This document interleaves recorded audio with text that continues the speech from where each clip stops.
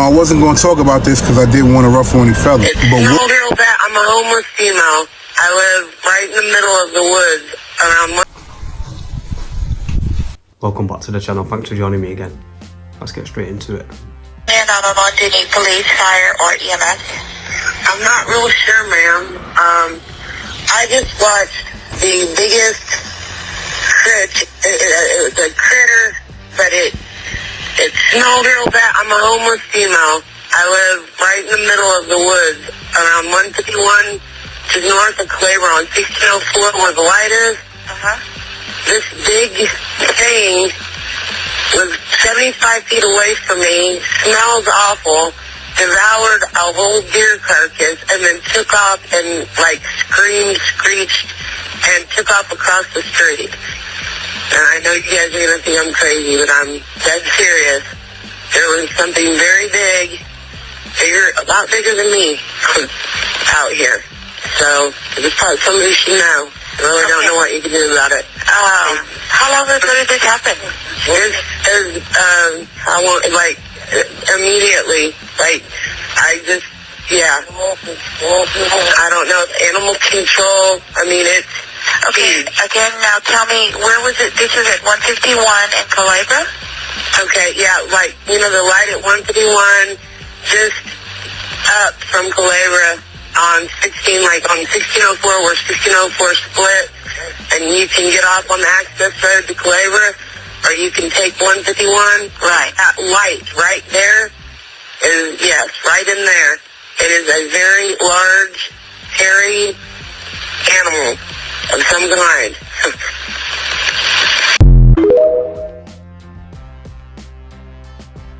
Some fascinating stories about Bigfoot out there.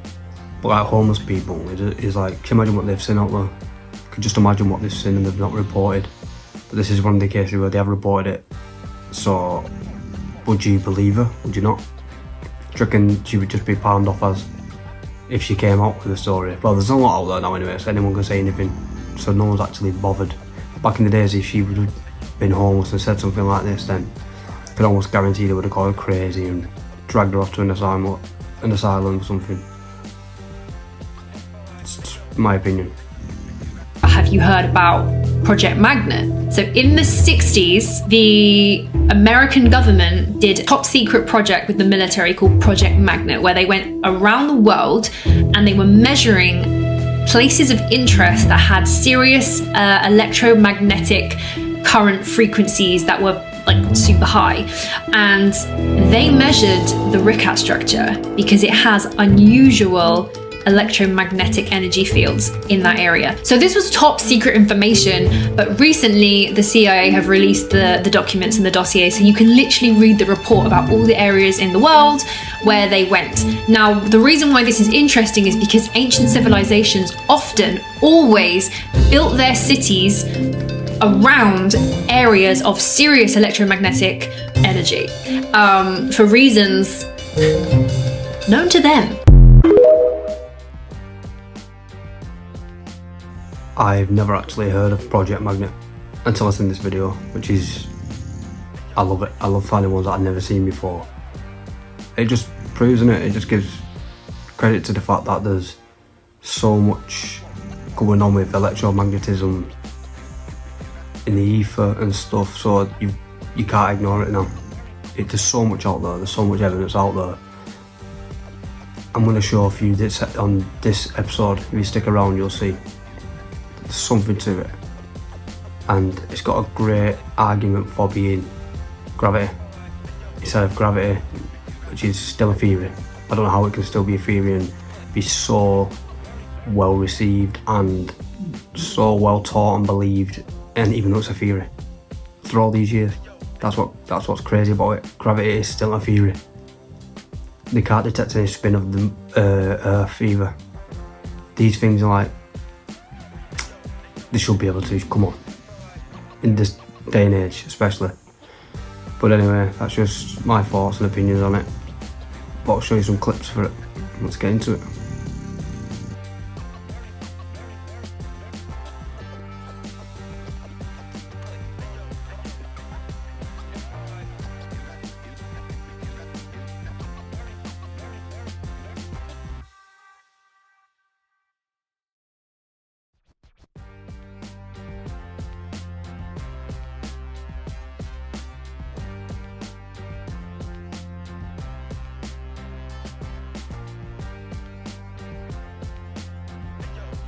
madness in it, what frequency can do.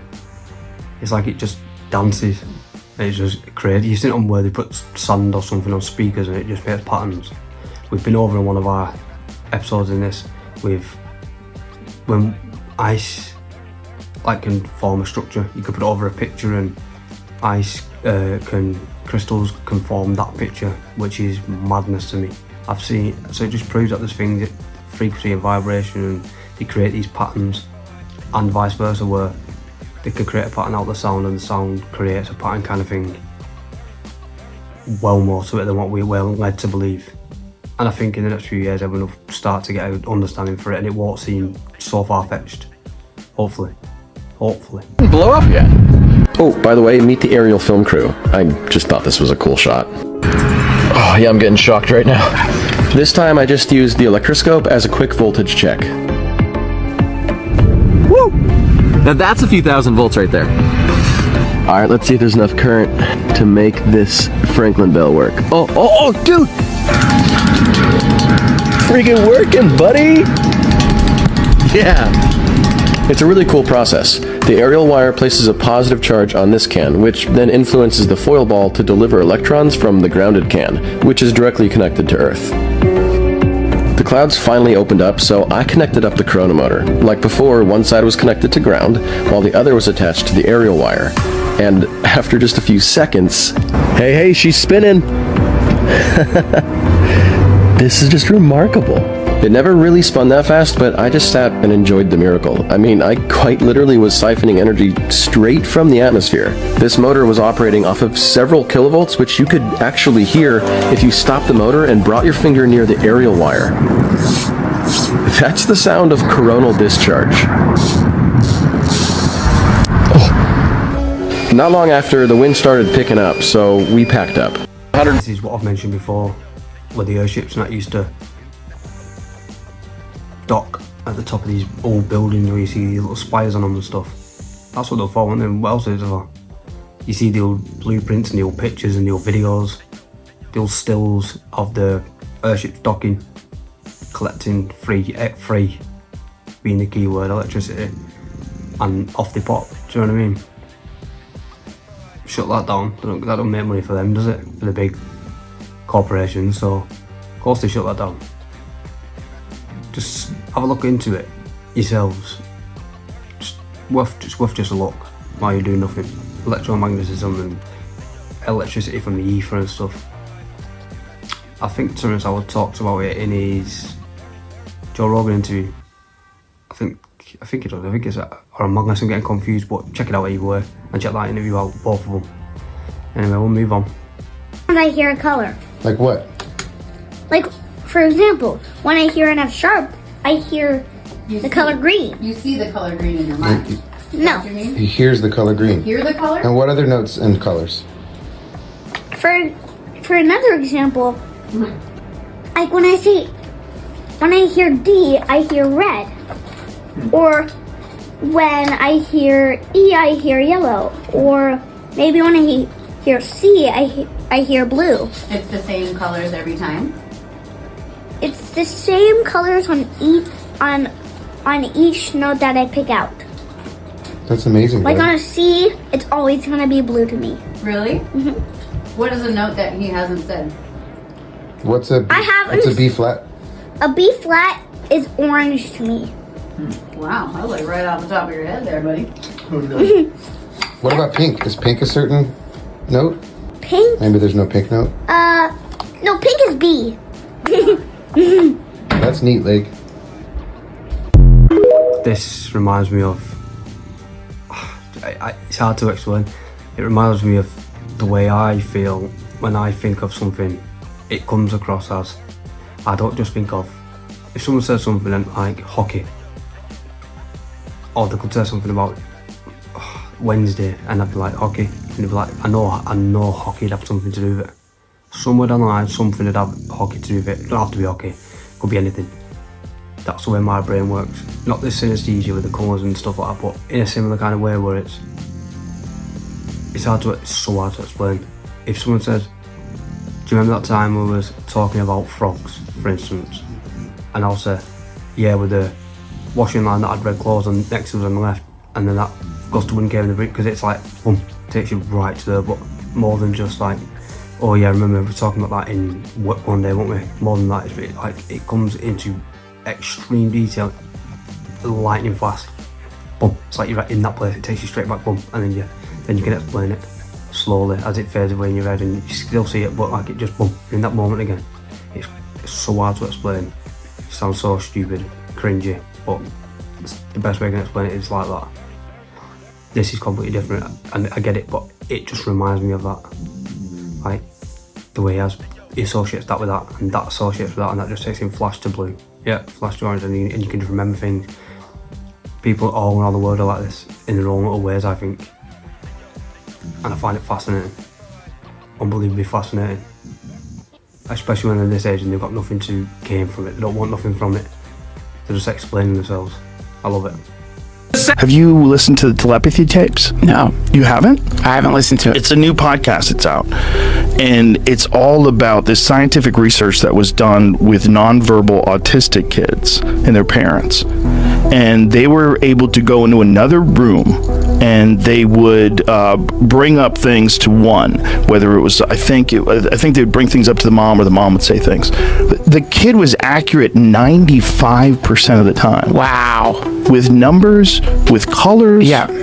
Like like 3 numbers in a row. Yeah. Like, you know how crazy that is, just to guess 3 numbers in a row 95% of the time? Yeah. Like, whatever it is, they think it's real. I'm only on episode 2. So, but it's really fascinating, man, because it's a dismissed thing. It's a woo-woo thing. Sure. But if it's real, shouldn't scientists study it like it's real? And it seems like through scientific study, it's real. Yeah. I think it's definitely, you've probably experienced it. I've experienced it. I think it's an emerging part of human consciousness that we don't agree to, or we don't admit to. Like, we know there's something there, but we're not like, that's too silly. It's just, there's so many people that fake it. That's the problem. Right. Because everybody like wants to have some special thing that they have. My son said to me, I can hear thoughts. And I said, impossible. And he said to me, you don't get the kind of gifts that I have if you lie. Let's please multiply 2 numbers and see if he gets it. Okay, what is it? 9 0 0. Unbelievable. 1. Maybe shuffle again, Dr. Powell. Oh, wait. +2. So he got the +2. We went over the telepathy tapes a few episodes back. Incredible. Straight away you have people trying to discredit it. How and why would you want to try it? You and go there. People's brains work differently. I believe, in my opinion, that everyone in this planet is somewhere on the spectrum. Me personally, I am autistic. I've been told I'm autistic from a medical professional. I just believe I haven't got what these have got. These are way beyond, we're at a different end of the spectrum, but I'm still autistic. But I couldn't do what they could do. So people who don't feel like it and they've got certain anxieties or stuff like that, that'd be less than me, are still on the same spectrum as me. So the power of the mind, the power of the consciousness is untapped. Yet we don't know anything about it yet. We know that we all know, we can all agree there's potential somewhere, pineal gland or whatever it be. There has to be the power of the consciousness. There's something that we've been dumbed down to, or whether it's food, drink, diet, water, anything. We've been dumbed down, frequency, just being told we're not good enough kind of thing. Like, this is it, this is your limit. But there's something that's stopping us from reaching our full potential, and I think people are waking up. They should be waking up, if not. Wait, so you're saying there's man-made aliens? That they've actually bioengineered non-human, non-earth animal creatures that are actually running around? Well, that they're using special operations to abduct people and do things like that, yeah. Why would you abduct somebody using a man-made alien as opposed to just sending in a military person? Because they want people to believe that they have been abused by an alien so that they can justify interplanetary war. That's what we were talking about earlier. This whole thing is a psychological warfare operation going back since 1953, 70 years, when they concluded they could use the whole UFO issue for its psychological warfare value. If Dr. Stephen Greer says there's man-made aliens, then there's man-made aliens. I'm telling you. I believe him. I take his word for gospel. I feel like he's a noble kind of guy. He's got the right intentions. And he's trying to out them all, and all the things he's doing, if you look at it, we talk about him on this channel, if not, have a look for yourself. You have to take his word for, in this day and age, who do you believe? What do you believe? Everything's AI. The government, all these people you can so-called trust, you can't trust. So you've got to have someone, and he seems one of the most closest to being believable and trustworthy as possible, in my opinion again. But obviously form your own opinion. You know, I wasn't going to talk about this because I didn't want to ruffle any feathers. But William Rothschild, being from one of the richest families in the world, passing away from being in a fire is strange as hell. And I went down a rabbit hole, so I'm taking you with me. These are 3 of the strangest things that I found out about William Rothschild before he passed away. The first thing that stood out to me was Jacob Rothschild just passed away in February at the age of 87 years old. Now, I know you're saying, what does that have to do with anything? But wait till you hear number 2. Number 2, William Rothschild was listed at 77 years old. But here's where the strange part comes in. He was also listed at 87 years old. When he registered as a voter, he registered at 10 years older than he was supposed to be. You don't see something strange about that? Now, mind you, I just told you his brother was 87 years old. He was supposed to be 77 years old, but he registered as a voter at 87 years old. Yeah, it gets strange. The third thing that's strange is, if you look up the house, look up the property address, try to find out who owns the property, it doesn't say he owns it. You wouldn't be able to find out that he owned that property. Another thing is, they're saying that he owned numerous properties, numerous supercars, but once again, you wouldn't know they're his. Now you gotta ask yourself, what was he hiding from? And then you gotta ask yourself, how did that house burn down? But I'm gonna have to do a part 2 for that. You know. What do you reckon? Do you think he really is dead? We've been over this one before in a different type of video. Do you think he's dead? Why do you think it's happening? Ali Carter? Is she ringing the bells? I'm gonna shove an Ali Carter clip in next, to where she's warning of fires and stuff. So let's just check that out. There is a third arrest that is coming with an affidavit that I have already released. I am telling you, we know that it's coming. I knew it was coming when I made sure there was sworn and legal affidavits already ready 6 to 8 months ago. The world is going to crumble when they see this next arrest. In the meantime, there's going to be deaths, distractions, and fires to hide evidence. Watch for it. See, it's to get rid of the evidence, isn't it? Covering their own backs, faking deaths. They can do whatever they want. They can literally do whatever they want. The elite just literally run the world. Who's gonna stop them? Nobody. Nobody. See how it plays out there. 5 солнц. Раз. 2. 3. 4. 5. И радуга над нами. This could be nothing, but it was interesting to say at least 5 suns. We heard of 3, and Minecraft suns and holograph suns, but 5 suns. That's taking biscuit now, innit? What's that little bend of the light? Off the firmament, maybe. Like a rainbow, maybe. And another thing that I think is very important, change your water. Drink nothing but distilled water. And people say, oh, distilled water doesn't have any minerals. Guess what? There's a product called Real Salt that's from the Great Salt Lake beds of Utah that you can use. You can get little packages, carry it with you, season your food with it if you want, or just take a tiny bit, or your minerals, whatever you want to use, to supplement your minerals. But the distilled water is the pure, natural rainwater that the earth at one time had. When there was evaporation and condensation, you have distilled water, and that's what rainwater was on the earth when the earth was clean and the air was clean. Rainwater was distilled water. You need to stop drinking all the water you're drinking, even your so-called reverse osmosis, any kind of water purification system. If it does not boil the water, it is contaminated. The other thing I recommend is your food and diet combinations. I got into this in my 20s when I was already starting to have arthritis. I was anemic. I had a lot of health problems. If you don't change the way you eat and what you drink, you're going to continually have dis-ease in the body. Because the combinations of potato and bread cannot digest properly in the body. And this is from Edgar Casey's work. I've studied the Edgar Casey work. I've used it all these years. My assistant back there, Lon, same thing. Once he changed his diet, totally changed his whole body. You've got to eat properly, because otherwise what you're eating is constantly causing dis-ease in your body. Meaning that the electrons and protons are not balanced. If they're not balanced because the food's been microwaved or there's been too much processing done to it or whatever, you need to change that. You need to watch the food combinations. And this is what I teach at my workshops, and I also give all my clients a food combination chart. And if you want, just study the Edgar Casey food and diet combinations. That will give you the information there to follow. You shouldn't have milk or sugar in your coffee. It poisons your system. You shouldn't have orange juice with cereal. It's very bad for the body. Neither one can digest. You should never have two different starches at the same meal, like rice and bread or bread and potatoes, or any of those two different, like French fries and a sandwich. Forget it.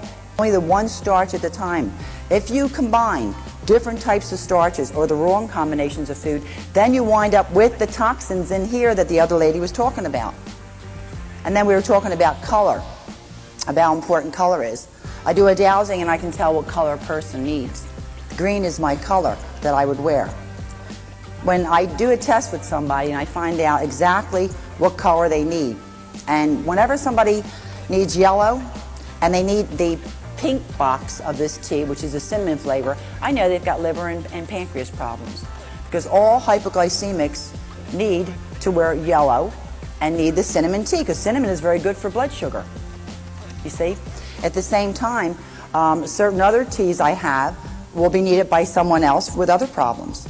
So most of the time people walk up and they need the yellow glasses and the pendulum says they need that pink box of tea. I'll say, do you have headaches? And they'll say, yeah. Do you have hypoglycemia? Yeah. Do you have diabetes? Yeah. So it's a matter of understanding about what color you need. And then at the same time, I can take that color, put it on the person, have them look at all this electromagnetic stuff around, and their arm will be strong. But if they looked at it without the glasses on, their arm will go down. You have free radicals, which are known for all your diseases. Free radicals, you take the word radical, R-A-D-I. What is it? It's radiation. You take the word cal, radical, okay? Cal is calcium. Calcium is a negatively charged mineral. That's why you get bone spurs. That's why you get arthritis, because where there's positive inflammation in the kidney area that refers into where you bend anywhere in your body, okay? You bend anywhere. Your neck is the middle, is the kidney area where you bend your neck. You heard the expression, he's a real pain in my neck? That means that that person has upset your kidneys and adrenals, right? Because they've upset you. And when they upset the kidneys and adrenals and they go into hyperfunction, you then wind up with a kidney and adrenal imbalance, which then throws them off balance, which throws low back out, knees, whatever. And it also throws the neck out. So they wind up having problems in their neck. So that's where the expression, he's a real pain in the neck, came from. Okay? Now that makes sense, doesn't it? If every place that you bend and every middle part of your body is the kidney and adrenals. So that's why you get arthritis here. These fingers represent your whole body. This is your head. This area here, that little line there, is your neck area. Then this is your upper organs, and right where you bend here is your waistline, and then down here is your intestines, reproductive, and bladder. Same thing with your hand. This would be the upper organs, this is your kidney, this is your intestines, reproductive, and bladder. Like carpal tunnel syndrome is a reproductive problem on the hand, and also the wrist, which is the lower part of the body. Where's the reproductive area? Right in the wrist level. You see it? So carpal tunnel is coming from reproduction. So that's why there's been an increase in this carpal tunnel syndrome since 1986. Sprained ankles, the same thing. Your ankles are also related to your reproductive area. You see? As well as the heel of your foot could be reproductive or intestinal.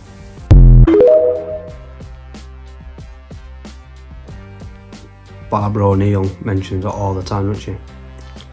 The Celtic salt or real salt and stuff, that is supposed to be really good for you. In moderation, I think. I think you can have it in, you have to have it in moderation. But again, we've been told that salt's bad for us all our lives. For the majority of our lives. In its raw form, in these like these salt beds and Celtic salt, pure salt. Apparently it's okay, if I'm getting that correct. But I hear Barbara O'Neill talk about it all the time, and she seems to know what she's on about, doesn't she? So I'd sooner believe Barbara O'Neill and people that are trying to do good than the people that are profiting from saying the opposite. Come on. They got Bigfoot down here in Georgia. Guy dragging him with that helicopter. Wonder where they're taking him. Down here in Georgia.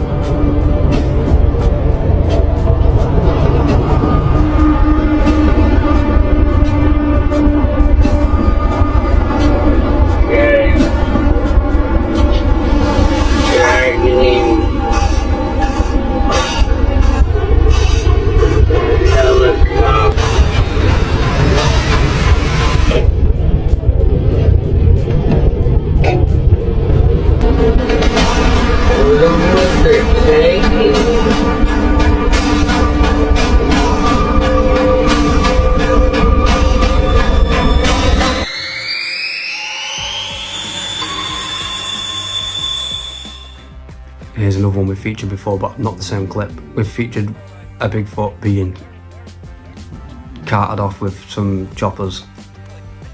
Whether you believe it or not, what else could it be? Doesn't look like a box. Do you know what I mean? It has and the other one we showed, it was like similar, and it was like the shape of a, like legs and arms and stuff. That's what it looked like. It appeared to be anyway. I remember going on a job and driving over a country lane in a van, and I seen an helicopter.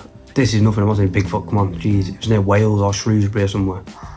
And tea time, and it was just the way the lighting was. It was going dark, sun was setting, middle of nowhere, like in the middle of this country lane, quiet, no other cars, and over the trees. I couldn't hear it, obviously I was in my van, but it just looked, probably because I couldn't hear it, it's probably why it sounded so, it looked weird. It was like an army helicopter, and it had a big thing coming off the bottom of it, and it was carrying something big, and just by the time I looked, I'd seen it going over these big trees carrying it, so I couldn't get a clear look, and it just always reminds me of that when I see these clips.